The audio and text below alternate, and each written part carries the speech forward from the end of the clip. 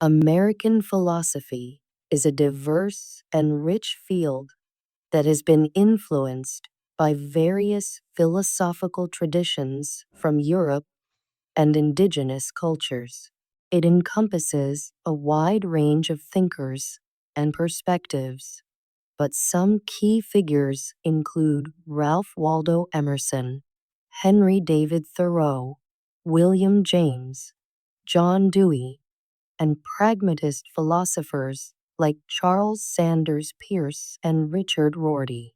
One of the distinctive features of American philosophy is its pragmatist tradition, which emphasizes the practical consequences of ideas and the importance of experimentation and experience in determining truth. Pragmatism has had a significant impact on American thought in areas such as education, psychology, and social reform.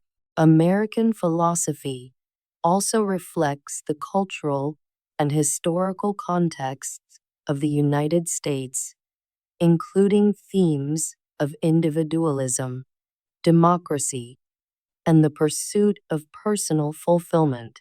Philosophers in the American tradition have explored issues such as freedom, justice, and the nature of the self in relation to society.